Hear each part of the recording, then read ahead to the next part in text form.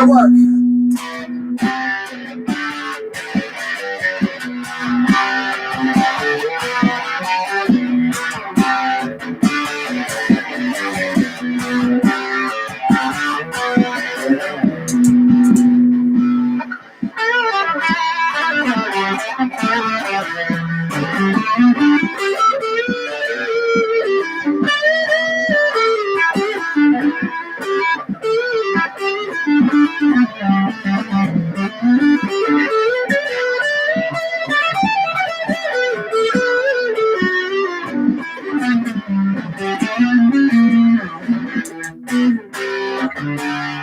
Terrible start.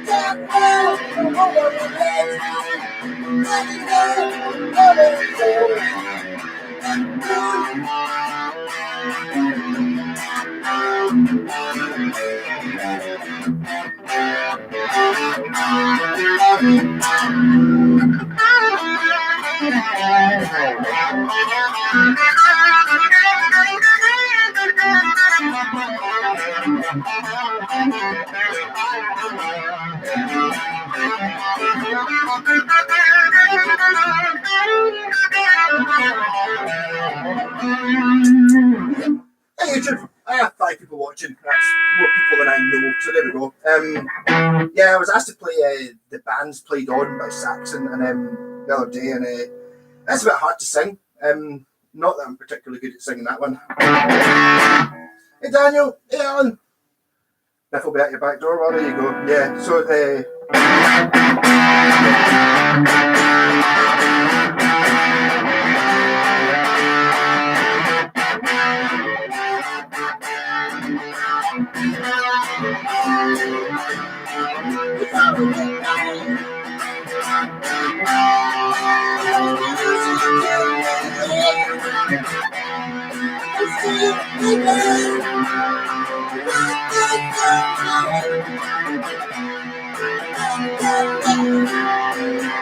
of all the Saxon songs I can't play, that's one of them. What was the other one I can't play?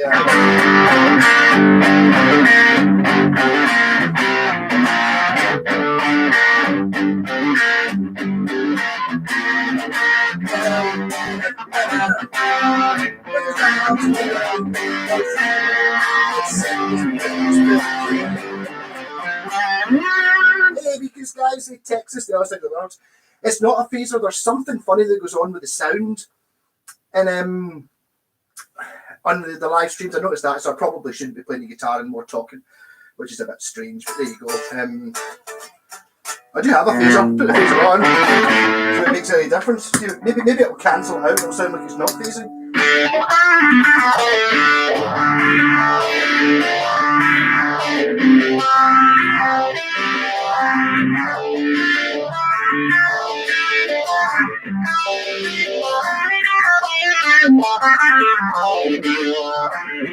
So I guess it's either double phased or not phased at all.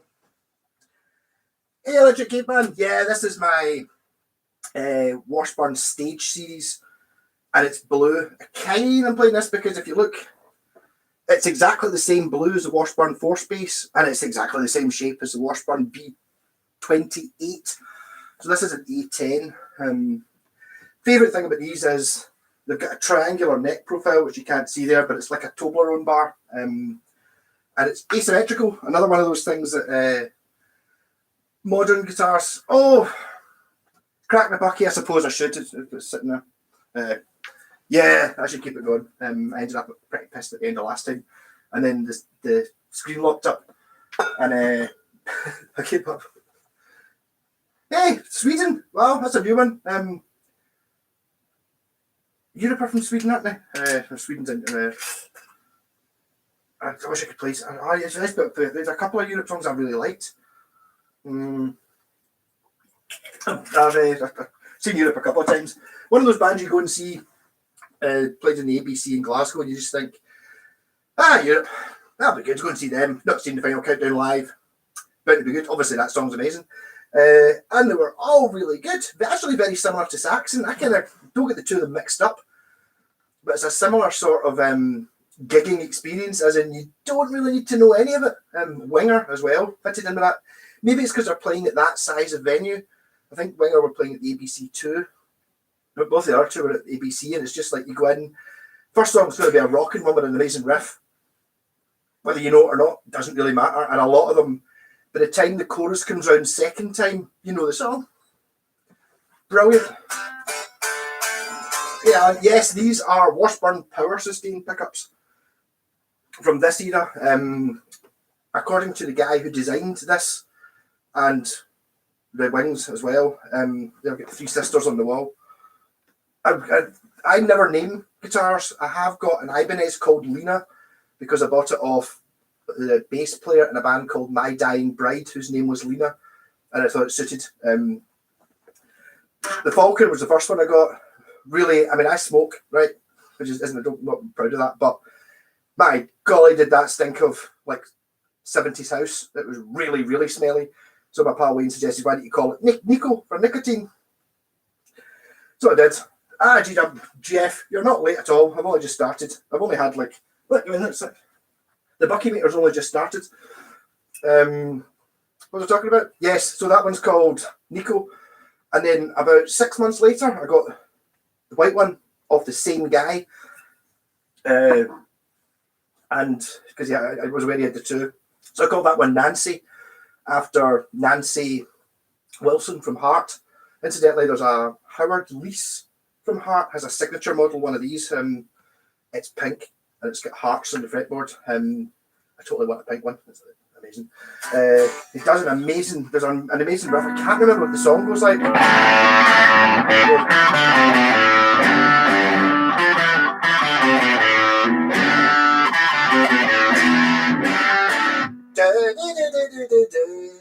It's a pure amazing riff, whatever that Heart song is. If anyone knows what that Heart song is.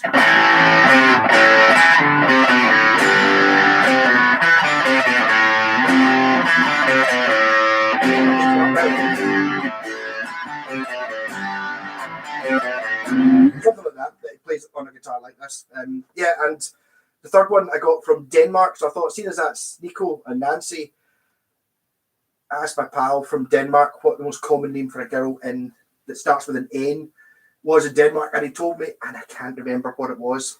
So all the guitars have got names. 3 of them do, but I can't remember what the Hawk's called because I got it from Denmark. I figured it wasn't Nicole. It was a very Danish name that's very obvious when you hear it. It's Crazy on You.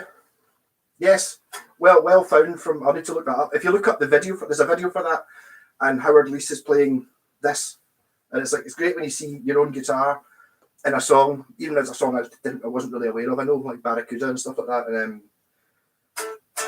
that era, but I didn't know that song. And it's like when you see somebody playing your guitar and it's a pure amazing riff and they're the loudest person in the band, it's super duper. Yeah, so name guitars N Nisha, not Natasha, something like that. And I've got Phil, my girlfriend's guitar. She always hated it. It's got a big mother of pearl eagle on it, and it's actually the brand is Phil. But which I thought was hilarious. The other one I really want, which I haven't got, my pal Aaron had one, is a Japanese company called Edwards, who make expensive Les Pauls, and they've got like a sort of Epiphone type range, a sort of cheaper one, an Epiphone and a Squire type range. I think it's probably made in China. I had a Les Paul that was called Brian. That was the name that they'd used for instead of Epiphone, it said Brian, and I thought I should have bought that off him. I kind of always regret that because having Phil and Brian would be pretty funny. that's kind of getting on to half of Thin Lizzy, isn't it? In fact, are there not two Brians in Thin Lizzy? Is it Brian? I know it's Brian Robertson, who went to school with my Uncle Colin, and is it Brian Downey? I think Brian Downey's in Thin Lizzy. I don't know enough about Thin Lizzy. I really like the Snowy White album, the Chinatown. I think that's awesome. Well, maybe it's just the time I had it. I remember having it on a cassette in the car, or I copied it from the record on a tape in the car, and I used to listen to it every single day on the way to work when I was working in Greenock, and it was awesome. So every time I hear Chinatown, I think of driving over the Erskine Bridge. I'm getting stuck into the bucky. Yes. So talking about these, I might have just done a deal with my pal Wayne for this. I've got a guitar there. He bought one, about 3 months ago. He's been looking for one for ages, an A20, and so am I. That's a B20. The 20 is neck through. The 10 is a set neck. Although, to be honest, it doesn't really make any difference because it's exactly the same detail. It looks exactly the same. I think I have seen someone stripped one of these, and it is, the neck where it's, I don't know what they call it. I'm not down it in one. I'll just fall out. I'll just fall over. Yeah. Oh, yeah. So it's like kind of the neck kind of comes in here somewhere, sort of thing, but it isn't a through neck. Apart from that, it's kind of the same. They've got the brass ring inlays, which the Falcon has as well. I mean, these are the coolest inlays ever. Apparently, they're really, really difficult to do, which is why no one ever does them. I just think that they are fantastic inlays. Stunning guitar. These are now worth mega money though. Or the 8-string bass isn't. I've got that in guitar, and I don't think they knew what it was. And I pity the guy who obviously traded it in for something and got given 150 quid for it or something like that. And that's my first Washburn before I really realised what Japanese guitars meant. I didn't have any at the time, but I wanted an 8-string bass because I'd seen John Paul Jones in the garage, and he was playing 8-string bass. It was like, I need one of them. And then, so a story about that, which I tell it every time, but I'll tell it again anyway, seeing as I'm on the bucky. Yeah, me and my pal G saw it in Guitar in town, and I saw it and pointed at it, for 8-string bass. It looks pure amazing, doesn't it? He's happy, and then we went driving up the road on the way home, get back up to my house, I think he went for a fag or whatever, and so that 8-string bass was really good. Pity it was like 1,300 quid. He was like, no, I don't think it was 1,300 quid. I think it was 300 quid. And I was like, no, surely it was 1,300. Was it not neck through and all that? And he's like, I'm sure it said 300. So I phoned up Guitar, said, hi, you've got an 8-string bass hanging up. What's the price on it? And it was like 300, so I drove immediately back in and stuck a 50 quid deposit on it, or whatever it was. It's the only guitar I've ever paid up, because it was just out of the blue. I thought, 8-string bass? And it wasn't until I realised it was neck through and it's got the fancy wood, and also the fact, not only is it an 8-string bass, it's the fact that the tunes from the bottom, which is just a really obscure thing, which I think is awesome. Hey, David, the Magnum's coming through on Wednesday, so next Sunday's Buck will not be Buck, it'll be Magnum PI or something. 20 quid's worth. I think it was 8 bottles I bought, but it's only 200ml bottles, so that it might be quite different. It might be a bit more violent next week, or a bit less violent, depending on how it compares to the Buck. Yeah.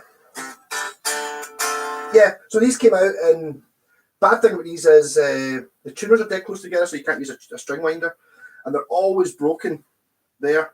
This one's been repaired and filled in before I got it, but they always snap off. There's something to do with the angle. You have to glue it back up again.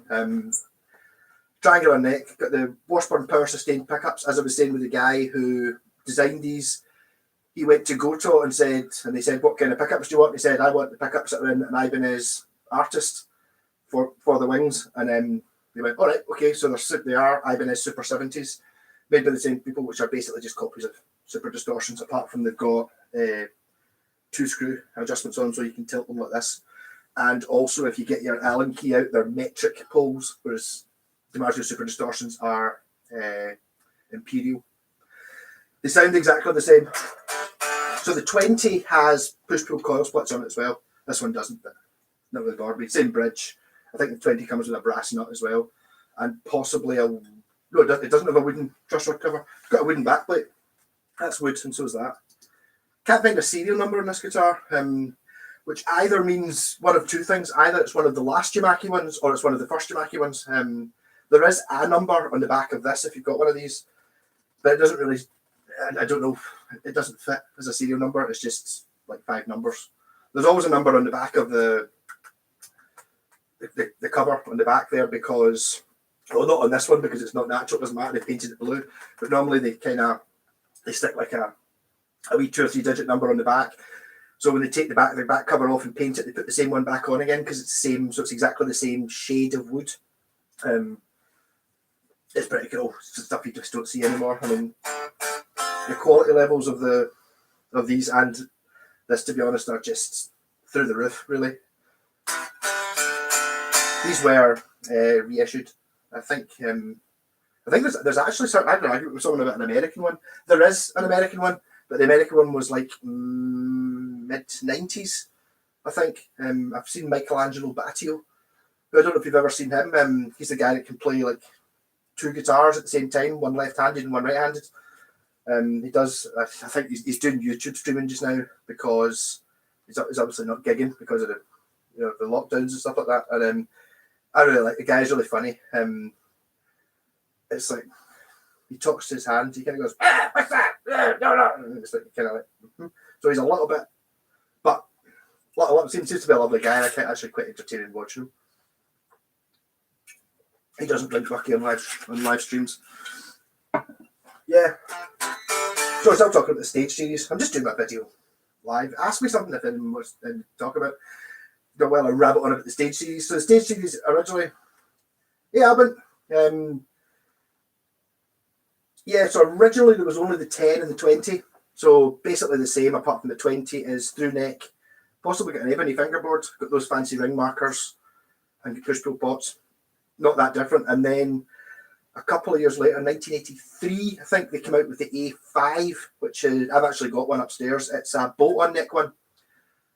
Originally, the one I've got has got 2 humbuckers in it, but at some point after 6 months or something like that, it became sort of more Telecaster-y. So it had 2 single coils and a Telecaster plate. In fact, mine's got the Telecaster plate as well. So it's got like a Telecaster control plate. That's the sort of the cheaper one. So it's got a maple neck, which is for me still the deep V. And then there's the 15, which I don't have, which is it's got a scratch plate and 3 single coils, so it's a sort of the Strat version. And then if I get this one off Wayne, which is what to swap for this Yamaha, which I'm about to go into, then that's me got the 20, the 10, and the 5, and the B20. So I'll probably have to get the 15 if I can find one bent, broken, and cheap enough. By all accounts, the single coil pickups aren't very good in them, but I mean that's easily swapped out, especially these days. Just contact Warman or something like that. Get myself a set of whatever they are, single coils. Will you be doing your trade up series this year? I will be, yes. My car is actually in the garage right now. Getting MOT'd. It was been in for a week because I took it in for an MOT and I said, look, the bonnet catch is broken. So can you fix that at the same time? And the guy just said, well, you've not got your MOT because we can't get the bonnet open. We've got the bonnet open. We need to get a part. We don't have any time. We can book you in for the 16th. And I was like, that's like 2 weeks away. He's like, or we can just leave the car here, and if we get any time, we can work on it. So hopefully I'll be getting it back tomorrow. And then again, I don't want to be breaking lockdown, especially when I'm very publicly breaking lockdown by going on videos. I didn't actually break any rules last time because when I did go, I went to Stirling and stuff like that, there wasn't a lockdown. And then when there was a lockdown, I had to go and meet up to pick up the Yamaha SG, and the guy was down Largs somewhere, and he had some sort of thing that allowed him to go to the chemist so he could break into the same zone that I'm in, even though it was like 45 minutes away. He was still in the same region, so it was all perfectly above board.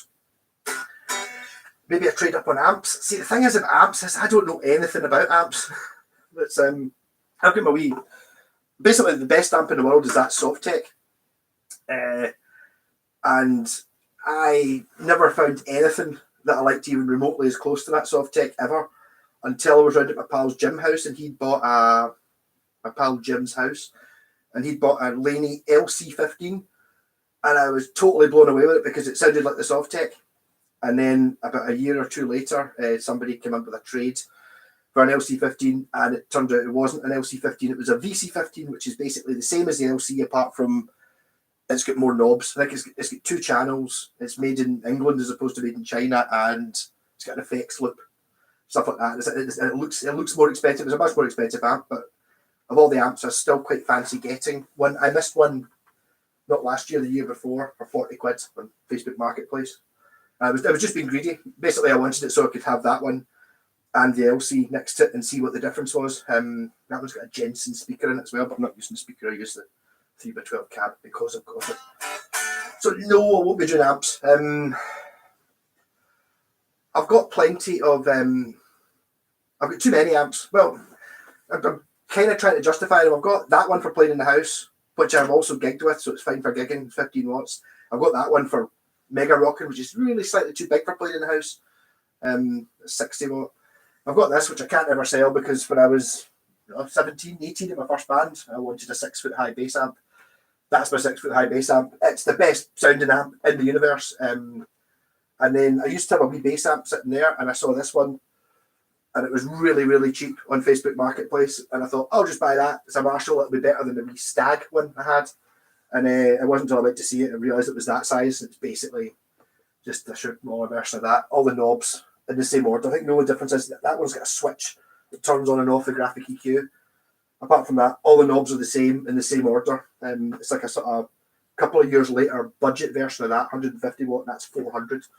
Yeah, but I don't know. I mean, I've got so many guitars, I can't. I've got so many amps, the combinations would just be ridiculous. Sounds fancy. Does so, yes.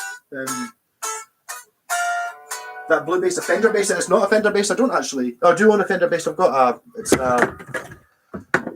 a Washburn. It's exact. You'll notice it's exactly the same blue as this one because it's the same company. I put a tie wrap in that light to put it up so I don't hit it as much. This is a Washburn Force 8, which I've never seen another one of. I've never seen another one in this colour, but it's a lovely thing. It really is. Put it up against a Fender, no problem. It's basically the outside, the outline of it is a P-bass, apart from the neck comes further into the body and it doesn't have a heel. You know, a P-bass, if you imagine, kind of does this, and then you've got the heel bit, and then it kind of does this, whereas this one scoops in there, and as you can see, the bolts are there, so the neck actually bolts onto the guitar in below this scratch plate. Also, interestingly, the pickups in this are the wrong way around. If you look at, well, even that bass or any other P-bass, it's normally the bassy one is towards the neck and the trebly one is towards the bridge. This is the other way around. I can't honestly say it makes much difference or have noticed it make any difference, but this is a beautiful thing. It's like, kind of looks a bit like a Rickenbacker, I always think. It's like there's something about it. There's something about it being blue that just makes it. And I think, see, if it didn't have the binding on it, this is a Force 8. I've got a Force 4 in bits that I bought. I shouldn't have bought, but the body's split in half. It's basically the same as that, apart from it's got binding. Force 8 and Force 4. And the Force 3 is a sort of Strat out guitar. The Force 2 is a humbucker guitar. And there's a Force 40, which is a bass with an active circuit in it, and a Force 80, which is a bass with an active circuit in it, and that looks like that because it's got the binding. Yeah. I'm a Laney 15R. Reverbs go on them. I think the problem is Accutronics, not Laney. I thought the L15 is great. I never used the reverb anyway. Obviously there's an LC15R. There's also an LC50 that doesn't have the reverb. But, just buy a reverb pedal. I mean, it's just like the sound of it. It just sounds like what I want. I mean, I can't really nail it down what it is I like. I like the Sovtek, and whatever the Sovtek is it like a? It was meant to be. What was it? I can't remember. I read up on the Sovtek. The guy from JHS Pedals. Someone asked me, people I like on YouTube. I like the guy from JHS Pedals. He's cool. He's got like 50 of them stacked up behind him, and he's never done a video on one. But he obviously really likes them. They were sort of funny. That was like made of Russian submarine parts. Like the guy from Electro Harmonics, I think, went to the Russians, when after the Soviet Union had disbanded, went to like one of the big factories that made submarine radios and stuff, and said, like, can you make an amp? And they gave him a circuit and said, here, I want you to make this. And it was meant to be a 30-watt Fender. And then they came back with a 60-watt thing like that. It's because all the parts are the same, but none of them actually match. So it's like, oh, well, we don't have a 1K resistor. We've got a 1.1, that'll do. And we'll put a smaller one in here. And so all the parts are just completely different. It's also not got any circuit boards in it. It's I don't even think you call it point-to-point wiring. It's like, see, the on the bottom of the bit you stick the valves into, there's like pins. The components are wired straight onto the pins, kind of super hand wired, which I think probably, if you were to get that now, you're buying like a Dumble or something like that, it's probably got that in it. Awesome amp. Yeah. Accuchoice were brought out by Beltone, Koreans. That model of reverb. Alright, so the reverb wasn't actually part of the amp. I assumed that was spring reverb in that. I don't know, might not be.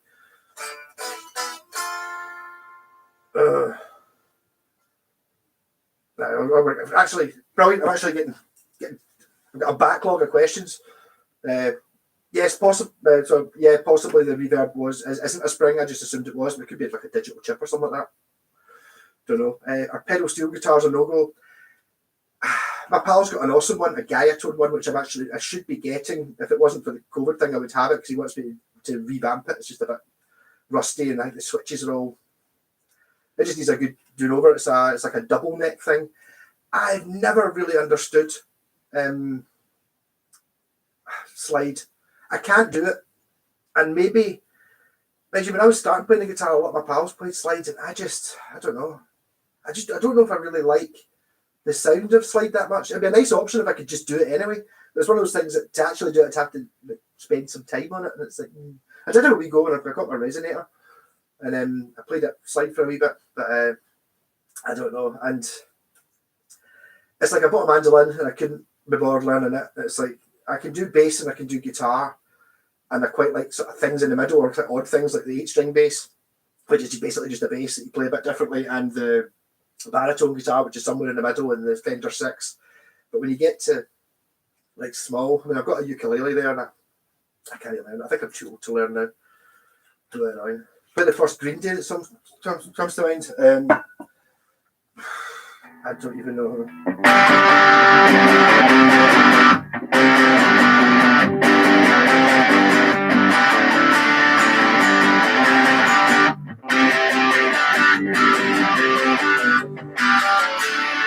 Is that a Green Day song? I can't remember. Green Day is one of those bands that I went to see. My pal dragged me along to it at the SECC.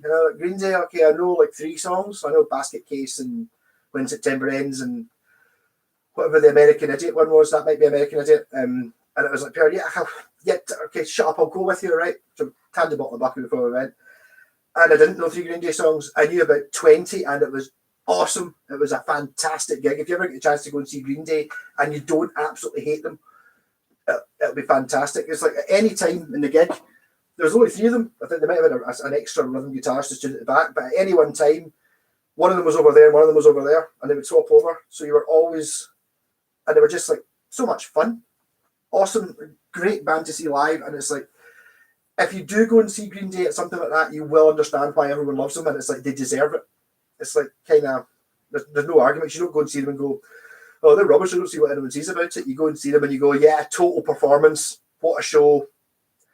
Even if you don't like any of their songs, you can't not like, a lot of them are just like rock. It's just like blues or sort of sing-along poppy stuff. It's brilliant. Amazing. Love it.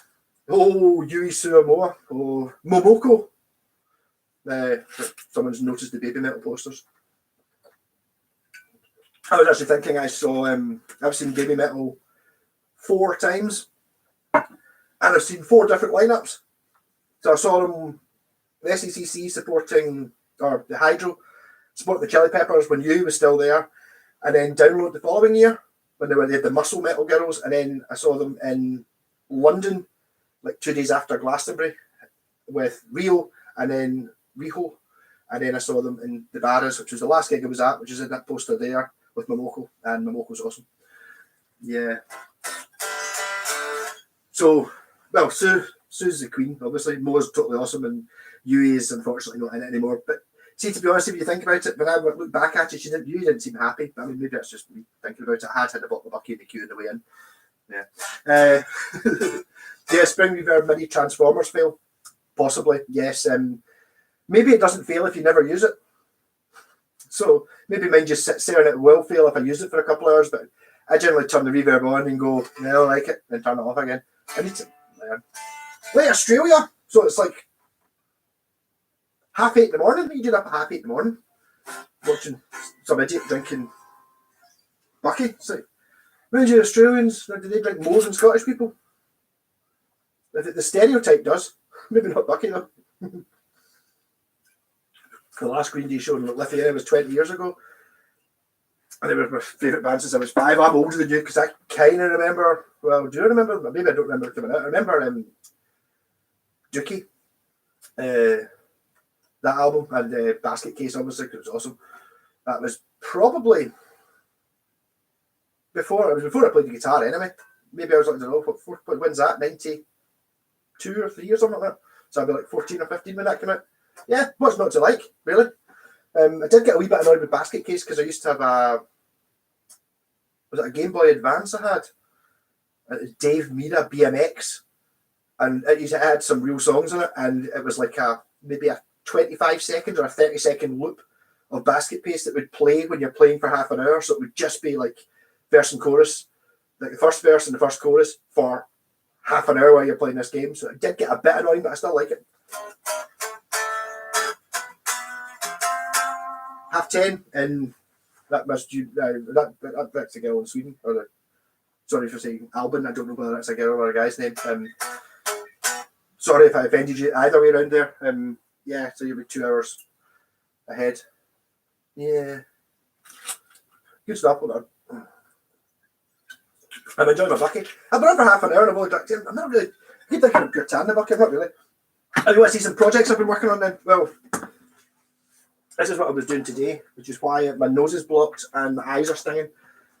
I've been working on my West Tone bass, and I went a bit silly, and I thought I'm going to put 3 pickups in it. Well, to be honest, I bought these Ibanez musician pickups many years ago of a guy who looked like Sting, who had a motorbike, and I was thinking, because this bass was sanded before I got it, and it didn't have tuners, and I paid too much for it basically. And it didn't have a scratch plate. It just sat for 5 years, maybe something like that, and I kept moving it about, never doing anything with it. Still got the original pickup, and I figured what I was going to do was put my pal gave me this checker plate, which you'll notice is appearing on everything these days. I even built a shelf for my pedals, and it's like anything I can find that I can use checker plate for, I will. So I made a scratch plate for it. I've kind of copied the original scratch plate, but I made this bit much bigger because I'm going to put a ridiculous amount of knobs in. So now today I've cut this out. This is a metal. It's not plasticky looking one. So this has 2 Ibanez musician pickups and the original West Tone. This is a 1982 guitar, Matsumoku built. It's getting the 3-band EQ thing, which I tested out to make sure it worked, which came with the pickups. I put it in this pedal, and I've got to hide this circuit board in below this plate somehow. So I've made this wide enough so that hopefully I can route that out and put the circuit board at the bottom, sitting flat, and then have bass, middle, treble as an active thing, a switch to turn that on, and a light because I like LEDs now, an output jack, and that's where I think what I'm going to do with the 3 pickups. I've had lots of ideas. There's so many options. It's pure ridiculous. But I'm thinking master volume, because that's just a master volume, and then 3 on-off switches for pickup, and then a master tone, and then there was a switch to turn on the active circuit. Because I like a P bass. There's not really that many basses I've got more than just a P bass pickup. I'm quite happy just using one. It does look industrial, but it's going to be yellow. I'm going to paint it yellow because the wood's kind of, because I've got an excuse to. I would never normally cut one of these up, but because it's already been sanded and stuff like that, I've got like free reign. I could have just refurbished it, but then you start thinking, then it was like, oh, maybe I put two P bass pickups in it, and all these things. And then when I remembered about these Ibanez pickups, which I promised to the guy I wasn't going to sell because it cost a £5, and the guy came and dropped them off on his motorbike.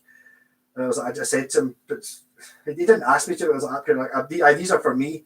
I'm not sure what they're going in yet, but these are going in one of my bases. I'm not just going to stick them on eBay. He's like, you're all right, good.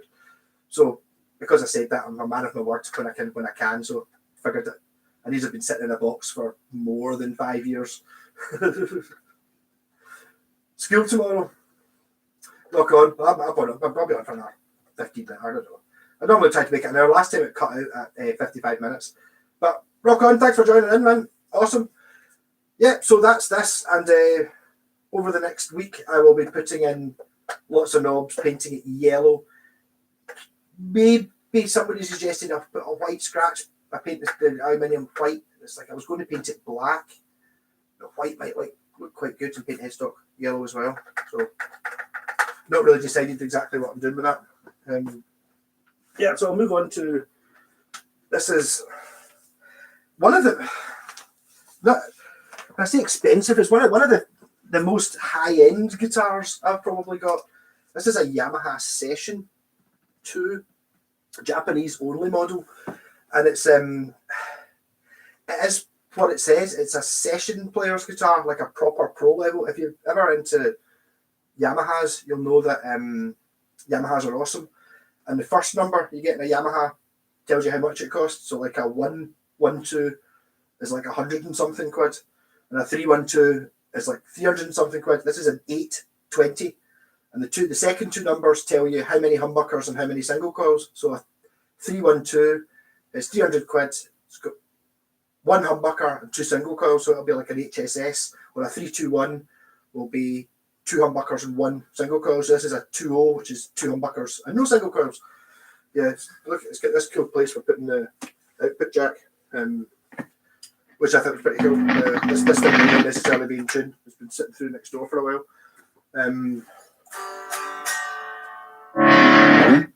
Some things I don't like about it. One is, which is always happens with this sort of guitar, you've got two volumes and a tone. I would rather just have one volume. So that's the tone, which is really annoying.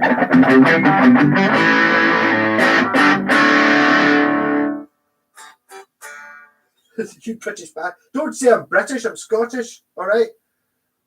Not going to be British for much longer, hopefully. I don't go political, but that'd be nice. I suppose if your second name's Bastard, you can call it whatever you want. Majority of all guitars made today over the last 10 to 15 years are all professional quality crafted guitars.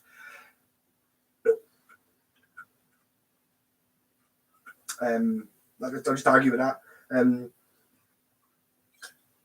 Guitars, modern guitar, if you to get a professional quality guitar, you're talking about £1,000. And I keep getting ones in. You'll see all my popular videos are for Squires and Epiphones, sort of modern ones, because that's people know about them, and they're not as good as these.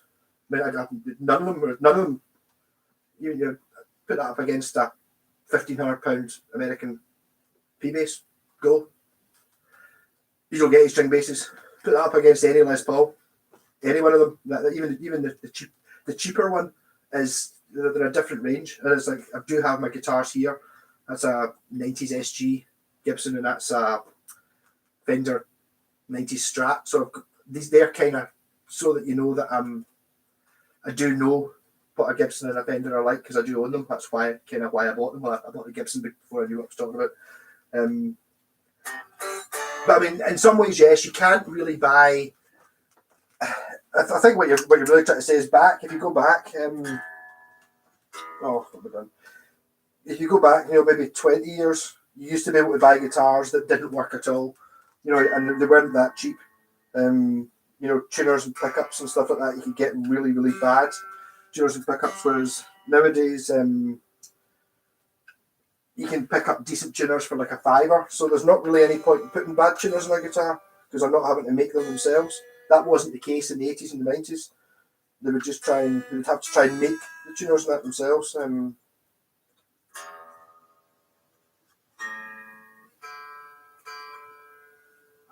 Floyd Rose. or Yamaha Floyd Rose.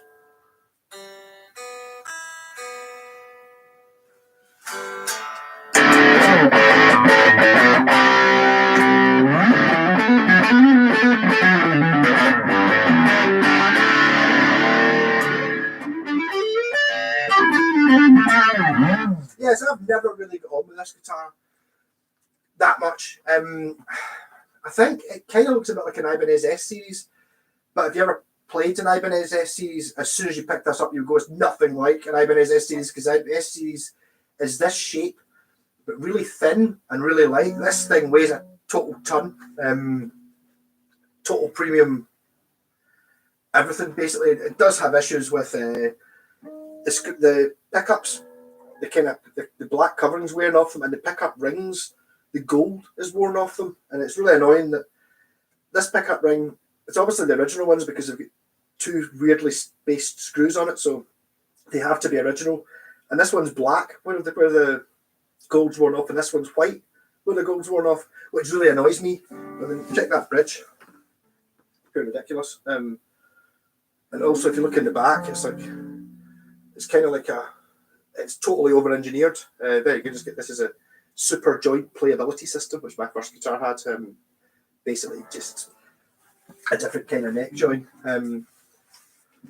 So I might have hopefully swapped this with my pal Wayne for a black Washburn A20, which would be nice because he was after. I started this story about an hour ago, or 40 minutes ago, and then got sidetracked. The Bucky's obviously starting to take its toll.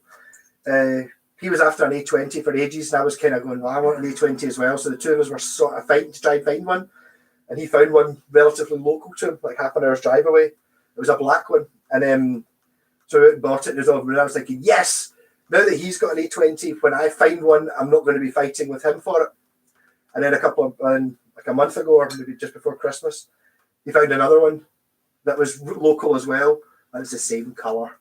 So I'd rather have two black A20s. I was like, yeah, and then when I was playing the blue one the other day, I thought, right, Wayne, when you sell me the A20, he's like, you got into swap for it? I was like, I don't think I've really got anything that I want to part with that you'd like. And then he mentioned the session. It was like, oh, perfect.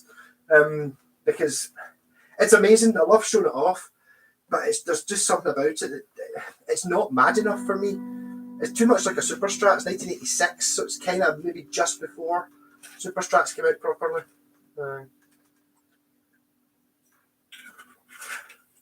Hey, Von Struppel, you sound quite German. I don't know, that might be offensive. Have you been? I've never been to Tokyo, so I can't imagine. But I bet you I would just have an absolute field day in there. I would probably be buying. I used to have a Japanese friend. I haven't actually talked to him for ages on Facebook. I think he wanted to. We made a sort of idea of maybe importing guitars. He was talking about in Japan, what they want is American Fenders and American Gibsons. They're very expensive over there. That's all they want. And he was saying you could pick up not so much the well-known like Tokais, Grecos. They were quite expensive, but things like Washburns and Yamakis and any of the more sort of obscure makes that I like were peanuts. So we were going to do a wee bit of a tradey thing, but it never really happened. I need to talk to him.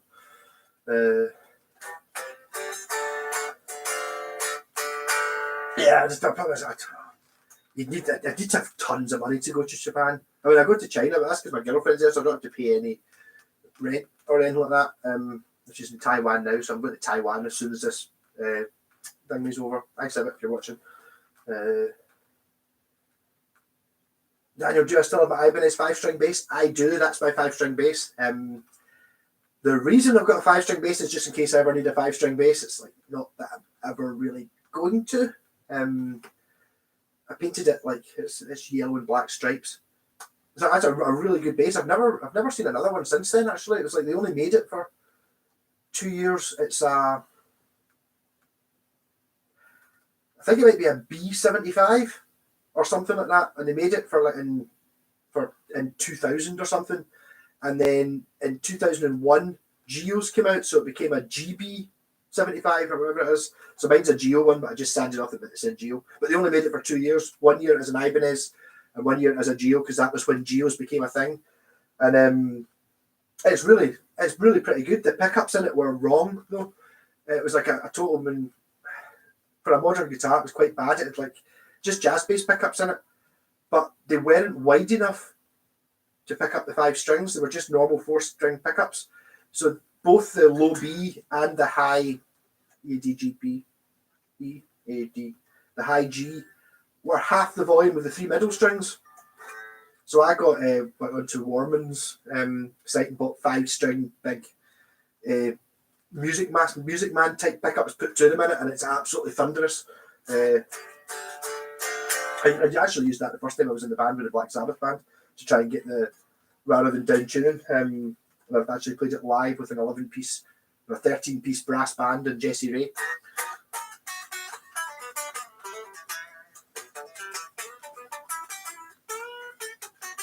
Now this just feels really expensive.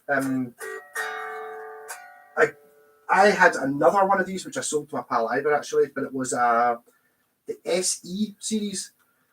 Was before the RGX, which was my first guitar was an RGX. RGX is basically like an Ibanez RG Steve Vai type thing. They must have come out in maybe not 87 because that was when Steve Vai came out, so maybe 88, 89, something like that. And they did that up until 91, 92, something like that. And then they changed to Pacifica, and then they've been Pacifica ever since. But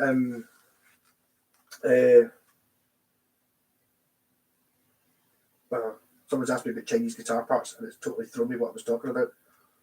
Aye, Pacifica. So if you can find the SE series Yamahas, they're kind of this shape, and they're basically what Pacificas are, but you can pick them up for 50 quid and 60 quid and 70 quid and stuff like that, and they're awesome guitars, but they don't look as boring as a Pacifica. Again, I think they only made them from like 85, 86, and 87, something like that, but you can pick them up for not very much, and they are miles better than a Squire Strat, but not quite Strat shaped. They're kind of Strat shaped. The other one I had, the one I sold to my pal Ivor, was a 150, which had single humbucker and a big scoop kind of like this on the back. Awesome guitar. It was fantastic. I did buy that back off him someday. I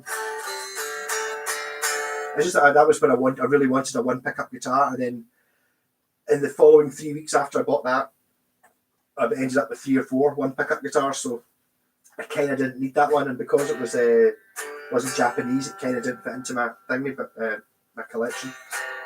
My view on cheap Chinese guitar parts, they're awesome, especially pickups. If you're looking at buying pickups, I've seen a guy, I don't really like the guy with a beard on YouTube, did it, and he bought like, I can't remember what kind of, I think it was a Gibson Les Paul or something, and he put in neon purple or neon green sort of Seymour Duncan invader-y looking pickups that he got on eBay for 15 quid from China, and they sounded better than or they sounded the same, because the thing, my theory on a pickup is like, it's a magnet, right, with a wire wrapped around it. That's all it is.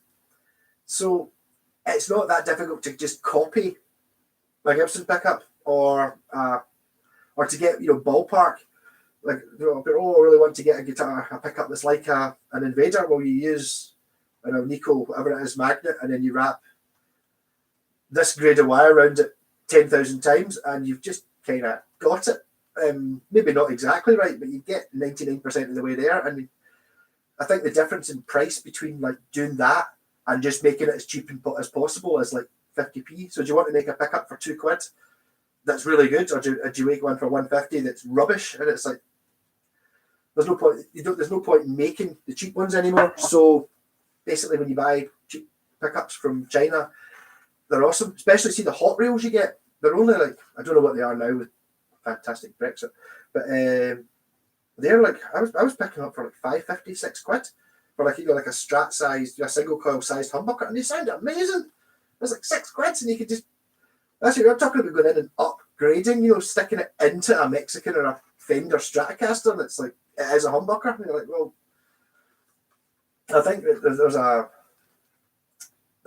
sort of I don't think it's as bad now as it used to be, but certainly if you go back maybe to the mid-90s, my Epiphone SG, which is a Samick built SG kind of, that kind of thing, had atrocious pickups in it, and my thinking was that they were intentionally bad. Like Gibson owned Epiphone, obviously, and I'm thinking, well, if we just put the pickups at the same as that one in it, and that guitar's 700 quid, and you can buy the Epiphone one for 250 quid, everyone's going to go in, try the two of them, and go, well, the Epiphone sounds the same and it's a third of the price.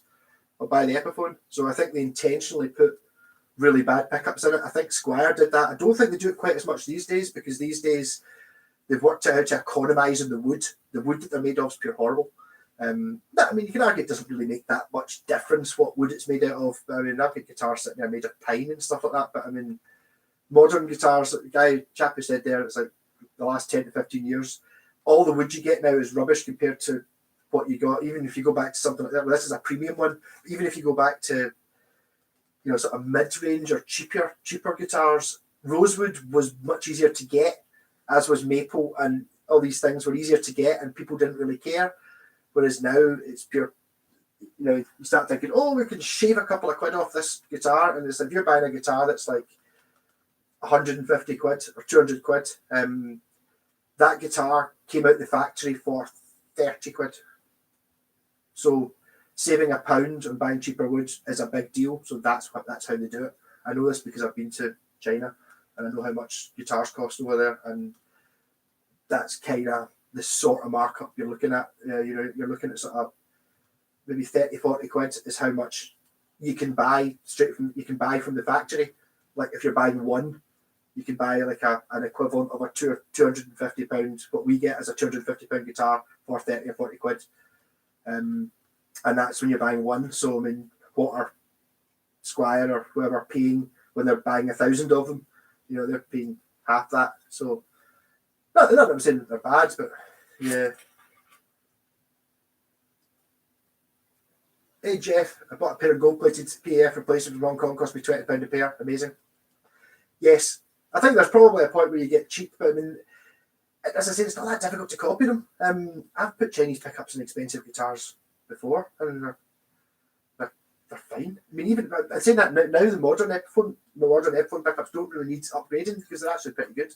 And my pal Ian wanted his guitar fixed at the microphonic pickup, and it was a Music Man Steve Lukather model, which I think the RRP on it was $3,500 or something like that. I don't think he paid that for it. It was a sort of a $3,500 guitar, and then the bridge pickup was like, when you knocked it, it was pure boing boing. So it was like, right. So I took that pickup out and stuck it in one of my guitars, and it was still doing the same thing. And just to test it, I put a pickup in his guitar and set my video like that. There you go. And so that there goes, sounds fine. And it was like, honestly, it went quite well with the neck pickup, and it was an Epiphone pickup. Like, it was all scratched. It had a £10 sticker on it. So like a bog standard Epiphone pickup in a 3,500. I could hear him puking on the other end of the messenger when I told him that, and he bought like a bare knuckle or something like that, and drove over the following night and was like, get that pickup out of my guitar. It's like, but it sounded fine. What proof is Bucky? It's 15. If I'd had to look at it, I know it's 15%. It's 15%, but it's got more caffeine in it than Red Bull. Or it used to. No, they reduced it. That's right. There's now only 30 milligrams of caffeine per 100 ml, whereas it used to be 35, whereas Bucky's 32. So they reduced it. Just tastes the same though. This is what is drunk in Scotland, pretty much. That might be a problem if we're going to get independence. It's like, I think we maybe get a big squad of us to go down and just steal Buckfast Abbey. It's in Devon. Nobody down in England likes it, but yeah. So we might have to just steal Buckfast Abbey and make it here, or steal the recipe. It must be somewhere around it. Mm-hmm.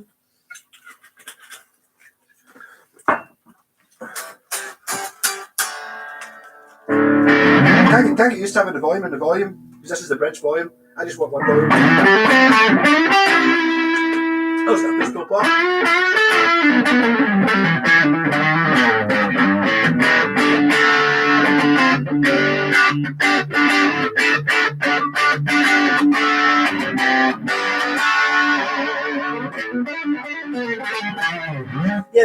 I noticed that the sound isn't really good in these, so I'm not really going to go on that much demoing of such things. But I'll show you another one of my mad projects, which my pal gave me this. Oh, so I'm going to attach this pickup to it. This wee mini strap, which apparently he had for his nephew or his son, and made it into a base somehow. That's why it's got 4 machine heads screwed on it. So what I've done is I've built this bridge. This is just a temporary one to see if the concept works, with a piezo in it, and I've got U-base strings. So I'm going to try and make this into a mini U-base, but it'll have, I'm going to cut up this preamp system, so it should be quite loud, and it's got the pickup in it, so it might be fun. I kind of always wanted a U-base, and then I got a shot at one, didn't like it at all. So this way, but by that point I'd already bought the U-base strings. It's one of those things that, see, I'm terrible for buying things because they're a good price. I remember looking at U-base strings before, and they were like 25, 30 quid a set. And then suddenly they went down to a £5, so I bought a set without really even thinking about what it was I was meant to be doing with them. So I'm going to try and make a U-base out of that at some point. But I'm kind of trying to work it in with this base. There's so much work involved in this. It's pure stupid. I had to lacquered the neck, fingerboards and neck. Not done the headstock yet. I've now cut the pickup. I've got to cut the scratch plate and then cut the pickups into it. I've now got to route out all this behind here to take all the extra stuff I'm putting in, put the extra stuff in, fit a battery box in the back to take the battery, and then take the whole thing to bits, paint the body yellow, paint the scratch plate black. And it's just so much effort. I like bucky casters. You just take it to bits, paint it, put it back together again. This is got tons of stages in it. Just doing my head in, but has to be done. Yeah, and then I've got my nobody's seen the Bucky Van Halen guitar yet. I've got a bit of a kind of a stumbling block. This is the headstock right for the neck I've got, and that's absolutely hideous. So I was thinking what I wanted to do was try and make it into like a Music Man style headstock, 4 and 2. And I kind of tried drawing some lines on it and stuff like that, but they all look pure hideous. So I don't really know what to do with it. That's why I've not done anything more of it. So I'm figuring that I'm going to work on the base, and then when I paint it, I'll get at this and then try and do something with this. Did I just put a Telecaster? I think there's enough room for a Telecaster headstock. Did I just put that on a EVH Wolfgang style thing? I don't know. I kind of want to use this neck though because it's hideous. Just try to do these things for free. Yeah. Mother, do you keep bees up there? Well, I don't know what that means. Is that a joke I'm not getting? I don't know. Hey, Christ's chin. The 13th person. No, you're 16th now, so yeah. Well, I'm just going to kind of, unless anyone's got something they want to ask me, I kind of wanted to keep this down to an hour before I drink too much Bucky. So I think an hour is probably long enough. Rocky 3 or 4. Oh, you mean the film? I'll be honest, I don't actually know if I've ever watched a Rocky film all the way through. I think one of them's the one with Bridget Nielsen and Dolph Lundgren in it. But I don't know. I mean, I just don't like boxing. It's like, I don't know. I don't understand what's entertainment watching folk punching each other. So maybe just because I don't like that. I mean, I like all the other films of that era, like your Commandos and Predators. I just noticed that actually I've got Disney Plus. My pal's got it, and I've got a thingy from it. I've got like a free ability to watch it, and I noticed Commandos on it, so I'm going to watch Commando later on. That's a pure cheesy. Teammate Jonathan Johnson, you've just joined me just when I'm about to leave. I think this goes up live anyway later on. I didn't really have a plan for tonight. I was too busy building that guitar and kind of designing it as I was going. So it kind of came to dinner time. I wolfed my dinner down and I thought, right. And then I tried to get the camera to work. Yeah. As a collar splitting humbucker's a genuinely reusable tone. Well, okay, I'll not end there then. I will dig out Falcon Eagle, Falcon Eagle, Falcon Eagle, Falcon. So this one had, it would have been Falcon Eagle or Hawk, but the Hawk doesn't have the coil split in it. I could probably actually just use this one because it's got coil splits. This one's easier to do. This is, I think, the prettiest guitar ever made by anyone. John Fogerty played one of these. So this is solid rosewood top. Look at this one's not in brilliant condition. It's a little bit cloudy. You get, okay, sorry, you don't get prettier ones in this. You get ones in better condition than this. That switch shouldn't be there. It's been stuck on.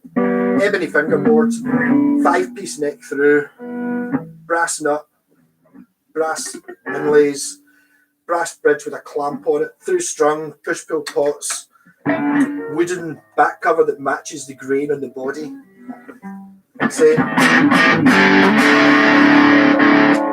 Right, so bridge pickup as a humbucker. Yeah, so it's usable.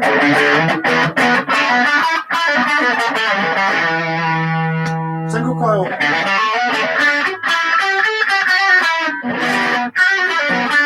Without a fuzz pedal on. Put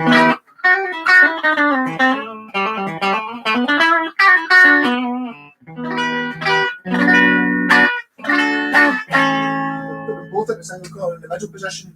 So you've got like a kind of dual sonic, which is the sound that I always put into Stratocasters with a Gilmore switch. You get a lovely,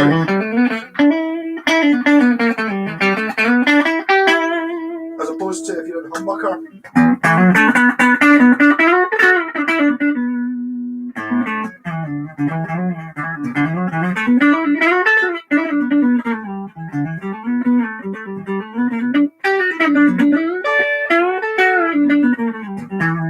There's a single coil.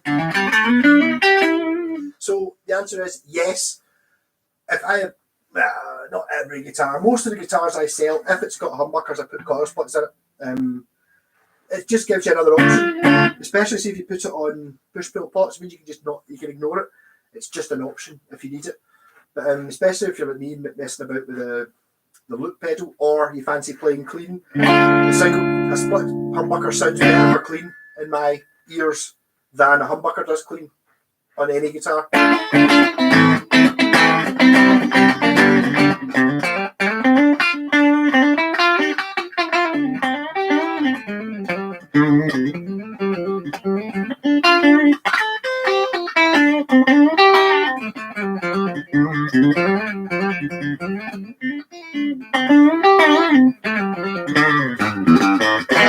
So good luck finding one of these.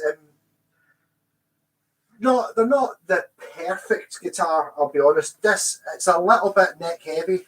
It wants to sit at that angle, which is maybe fine if that's what you like. I want a guitar to sit like that. If you look at the Eagle behind me, the white one, I moved the strap button from there to there, and it sorted that. But I just get used to it.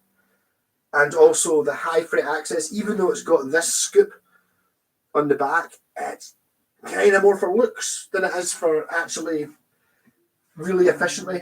Well, I'm saying I can get to the last pickups. The last fret.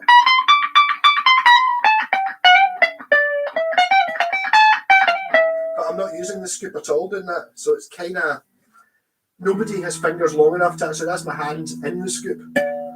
Nobody has fingers long enough to actually utilise that. And also, if you like playing sitting down, it doesn't fit on, doesn't like sitting on your leg.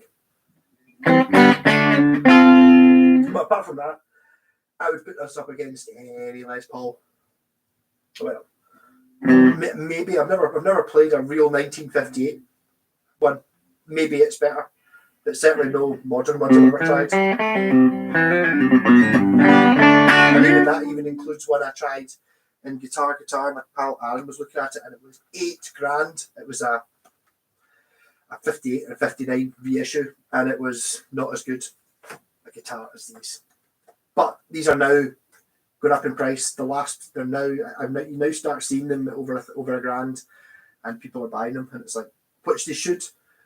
Idiots on YouTube have now brought these in. When I first started this YouTube channel, when I bought this guitar, I think there was maybe 2 Falcon videos or 2 Washburn videos, and they were like, the videos which I could never watch. The ones where it's just a shot from here to here, where you sort of see the guitar and they kind of go and play along with a blues backing track and don't speak. That was kind of why I started doing this channel, because I wanted to see the person.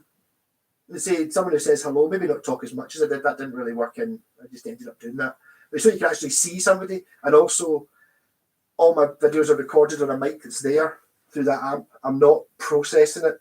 It's obviously getting processed by YouTube, and I don't generally have any effects on distortion and whatever, but I don't cake it with reverb and compression and all that. I just basically play, so it should, in theory, sound exactly like it does in here.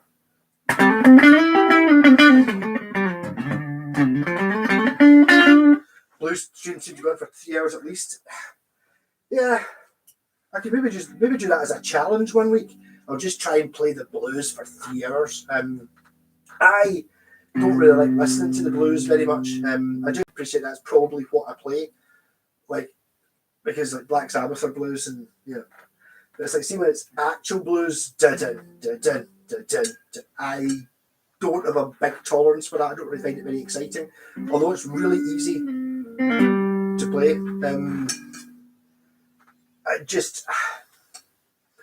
I don't know. It's like Peter Green's Fleetwood Mac. I'm not that keen. I know people will shoot me for this. Actually, someone was. I get horrible comments about my videos all the time. I just delete them. Keyboard warriors and stuff. I'd say that I don't really like Stevie Ray Vaughan. I just got like a big essay on how Stevie Ray Vaughan was the best guitarist in the world ever, and it's like, well,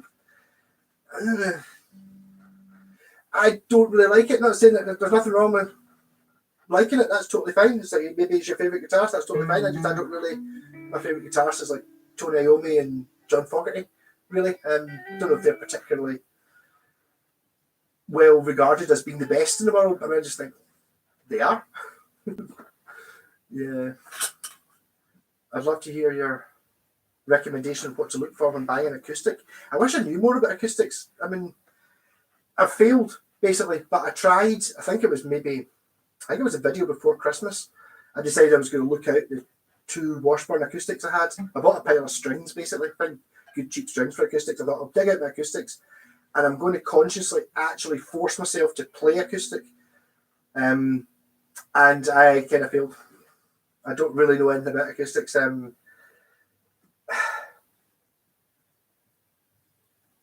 thing about acoustics is you can't fix them dead easily.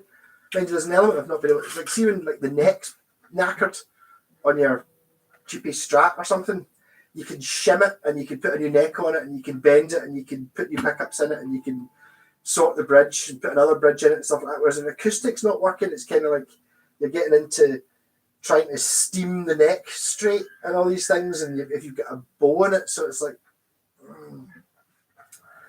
I think my basic recommendation when buying an acoustic is buy a Yamaha. That used to be my recommendation. Just buy a Yamaha one for whatever price range you're looking at. That was when I started. I think it was a 411S. Solid top sounds better. If you can get a solid top, that's meant to be a better thing, because apparently it ages rather than like laminate, which doesn't age the same way. But just buy a Yamaha, or apparently Washburn. I've never played one, so I don't really want to comment on it. Apparently Washburn won the award for the best budget acoustics. Your sort of £150 acoustic Washburns are meant to be fantastic. I've got a couple of Washburns, but they're from the 80s. I bought them because they were made of not particularly fancy sounding wood, but they looked. One of them was Macassar ebony, which is kind of like mad grains, and the other one's exactly the same as that, apart from it's a maple back. So it looks kind of boring from the front, but you turn it over and one of them's got an amazing ebony back and one of them's got like an amazing maple back. It's kind of, they're really good.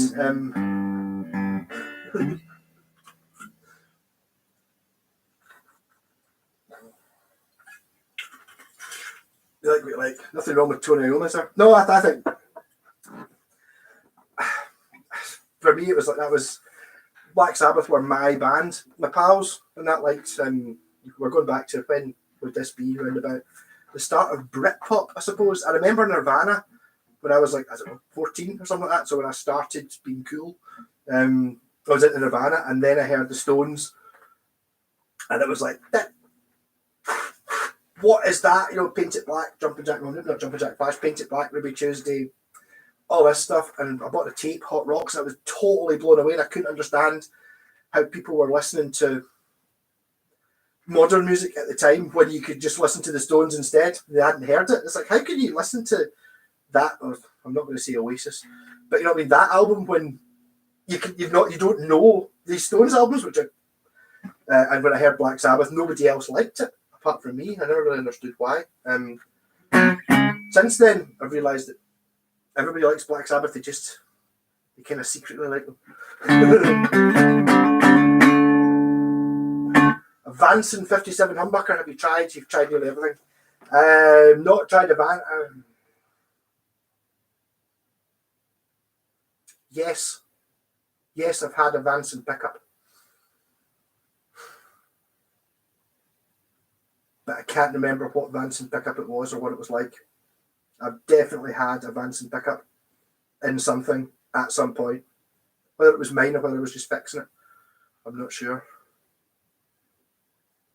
I can't swear. I probably can. I don't really know how swearing works on YouTube. I noticed it says, I accidentally said bastard the other day in one of my videos, so I changed it when it says, when you try and monetize it, it says, do you do any swearing? And it was like, and it's like, it classed hell and damn as swearing, and it's like, that's not swearing, I don't think, is it? No, you can get away with that, where I'm from. Yeah, that helps loads. Yes, about the Yamaha, it was a Yamaha or Takamine. I'm not sure. Takamine, I think they're just more expensive. But again, it's like, the thing about a lot of these companies, especially it comes in, see if you're looking at like, I'm going to kind of put it back to electric guitars. Our Squire or second-hand Squire guitars good, and it's like some of them are, yeah, totally.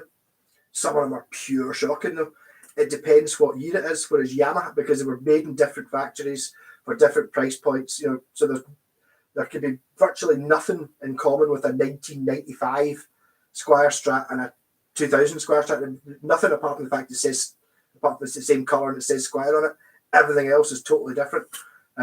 Whereas Yamaha are made by Yamaha in Yamaha factories, so a 1985 one's the same as a 1991. Other, you know, you're not going to, if anything, they're going to improve.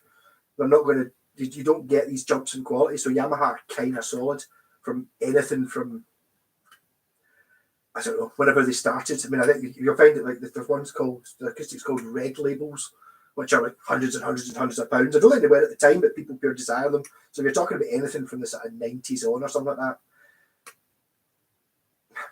Yamaha. Hey Scott, you've actually joined in. Talking about his baritone. Yeah, see, yeah, it's an expensive second-hand, but I thought you said it was really cheap. I was really pretty pissed off actually with pal Scott. I did my I'll look at it. See as we're talking about it. Oh, I'll just keep going until the stream breaks. I really should buy proper Hercules wall hangers. What I'm actually using is they're from the pound shop for your garden shed for hanging up spades and stuff. Yeah. So this is my take on a baritone guitar. This was an old Japanese EBO, and I put 6 strings on it, put P90s in it, and again here's the checker plate, scratch plate. Chances of a tuner. Ronnie was playing this the other day and he tuned it stupid. Just this key. So this is tune BE.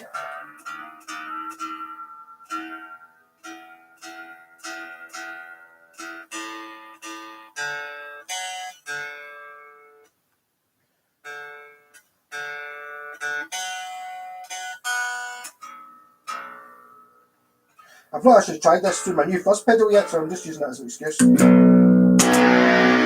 My new copy of the Super Fuzz.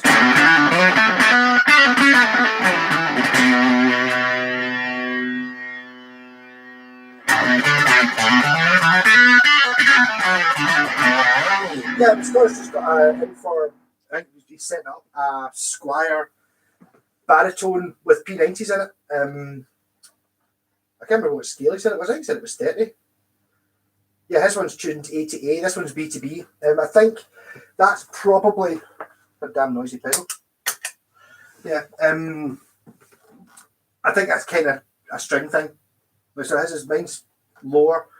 So maybe if his is an A, maybe get 11s or 12s on it, whereas this has got 13s on it. I was concerned I wasn't going to be able to fit the strings on, so I bought extra long strings, and they were only available in 13s, and I didn't need extra long strings, and I ended up cutting off about a foot off every one. But I'd rather that than the other way around. So I might make this at some point. This is just strung through the back of the bridge. Is it really worthwhile trying to put through things when I buy strings? Probably not. I don't think these strings should last forever. There's got a wound G, but it's not a G. This is B E A D F sharp E. So it's basically still got all your normal chords, but they're tuned differently.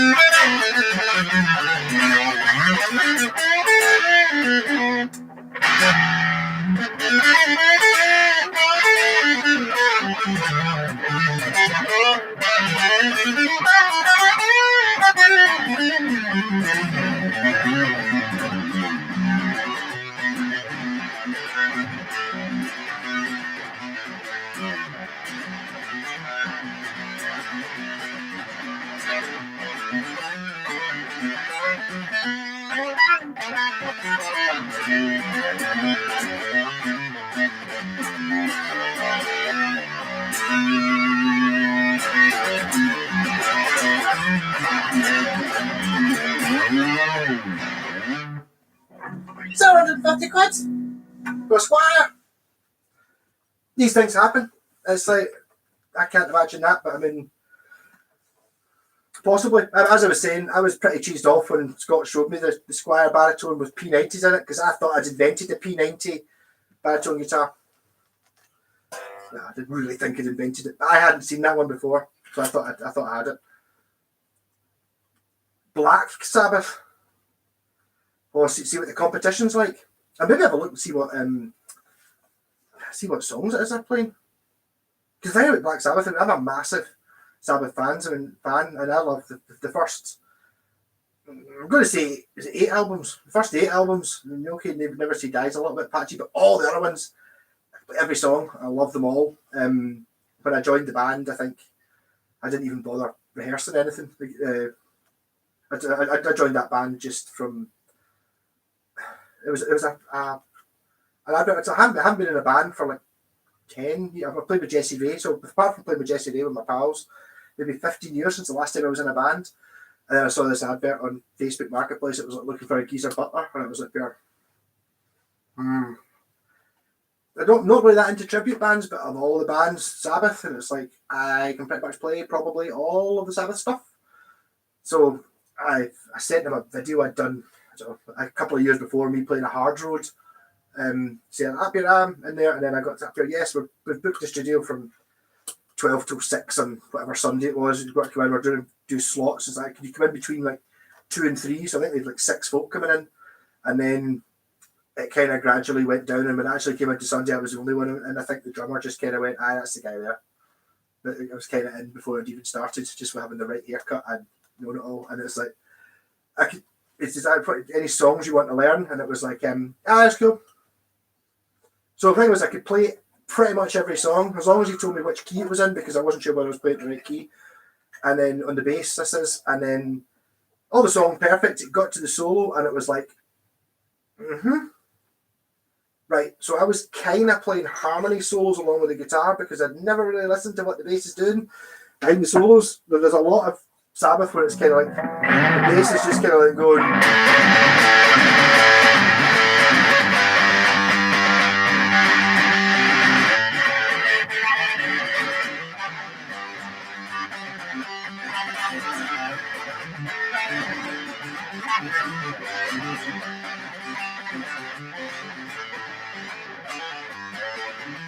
So I was kind of playing this, playing harmonies along with it. I think it's just like, yeah, it's like totally, you can totally play all these songs. It's just like, see what you're playing behind the solos. I don't know what it is you meant to be doing, but that's no right. There's so many songs that was just, so I had to kind of learn to, all right, this one I just basically sit on, I just sit on.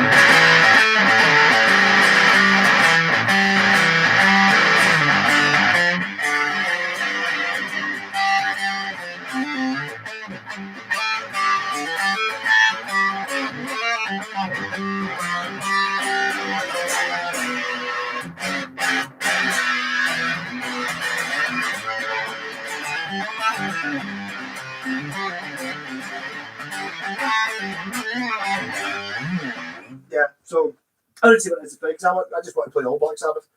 Can I do a video of my Gibson EBO? I wanted to look at it. I did eventually actually take that into the studio with the Sabbath band.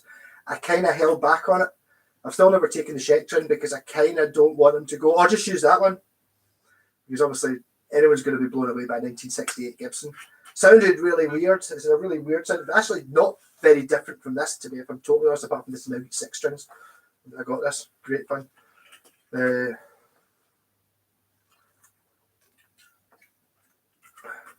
Yeah, this thing's awesome. Apparently you can get a Squire one, which is more, I think it was a sort of offset jazzy bassy shaped thing.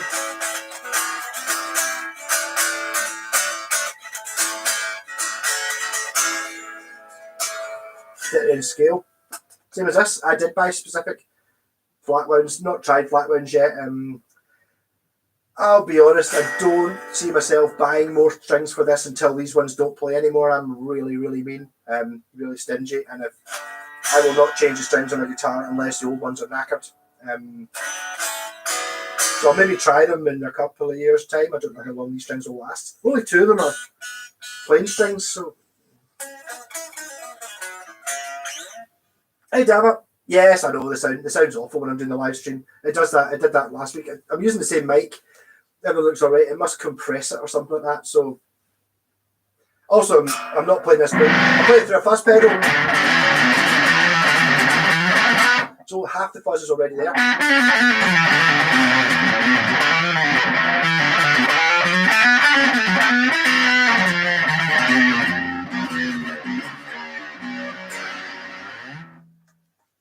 Oh, just Jeff talking about the Newcastle band. Well, I don't know if you're from up here. You just come and see us. Our new Aussie.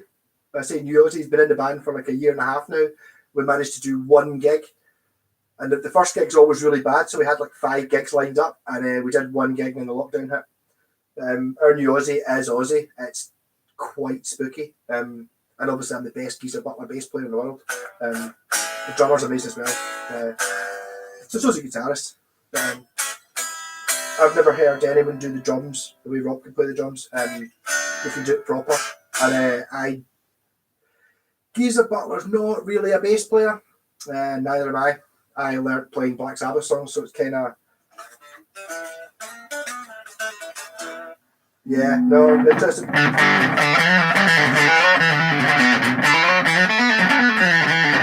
This works really well with that fuzz bass.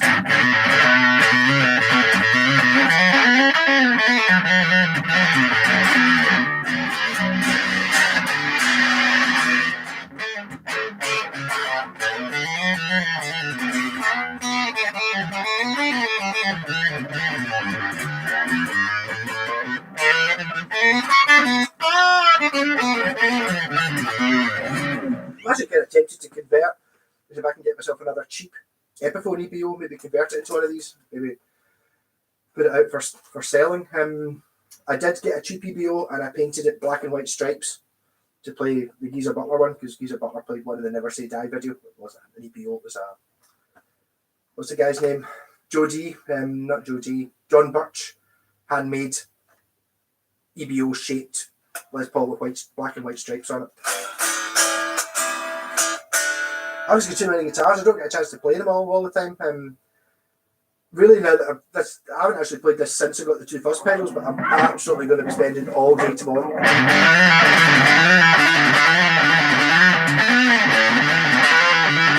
having a baritone guitar is kind of a wee bit same problem with 8-string bass. What band is it you play it in? Like, see if you had like a band that was like a piano player, a drummer, and a singer or something like that, that'd be pretty cool.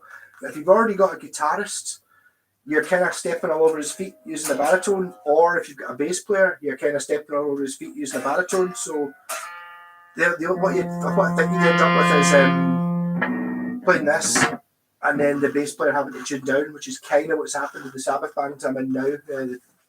The guitarist has been using a drop D tuner pedal, like a Digitech whammy. And although it sounded really powerful when I was playing not tune, just in standard tuning, I was kind of doubling up quite a lot what he was playing. Now I've got a special, I'm taking in a second bass that's tuned to C sharp for the Master of Reality album. Yes, it does work. And he has now decided that he needs to get, instead of using the drop tunery pedal, he's playing through like 10 grand's worth of amps and all that, and he's putting it, all this hand wired stuff, and then he's putting it through a Digitech whammy, which is kind of, I'll be honest, sounds digital. So he's now going to have 2 guitars as well. So we're going to have like a Master of Reality set, and put all those songs together, and then play just proper down tune, but the strings are flopping out for part of the sound.